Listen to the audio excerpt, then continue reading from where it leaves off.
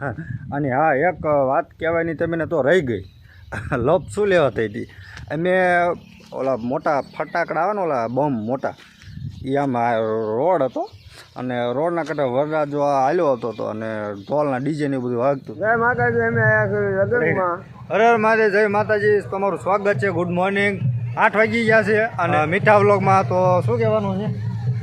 અમે આવ્યા છીએ આ કયું ગામ છે? સામું ગામ સામા ગામ કે કેવું ગામ છે. અમે આવ્યા છીએ જાનમાં.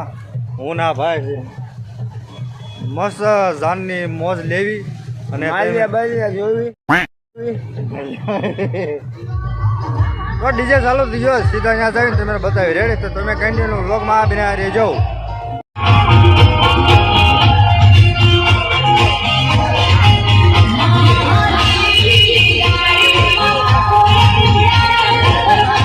તો ફેમિલી, મને કોમેન્ટ કરી દેજો કે તમે ગમે ત્યારે જાનમાં જતા હોય, લગ્ન પ્રસંગમાં ગમે ત્યાં પણ જતા હોય, સારા કામમાં એકદમ નાહી ધોઈને ફ્રેશ થઈને જતા હોય અને એમાં આવો કાચો રસ્તો આવી જાય અને ખરાબ રસ્તો આવે, ફૂલ ખરાબ ધૂળેવાળા થઈ જાઓ તો તમારા મગજમાં શું વિચાર આવે એ મને કોમેન્ટમાં જણાવજો. મારો મગજ તો ખરાબ થઈ ગયો. આમાં જો આવા રસ્તા, હું કેવો મસ્ત નાહી ધોઈને ફ્રેશ થઈને ઘરે જ નીકળ્યો, મારા આવા સીન થઈ ગયા હવે ખરાબ.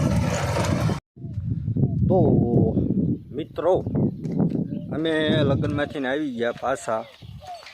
લગ્નમાં તો એટલું બધું માથાકૂટ થઈ ગઈ હતી, એક મોટી જબરી લપ થઈ ગઈ હતી. એના કારણથી આજ વ્લોગ શૂટ થયો નથી.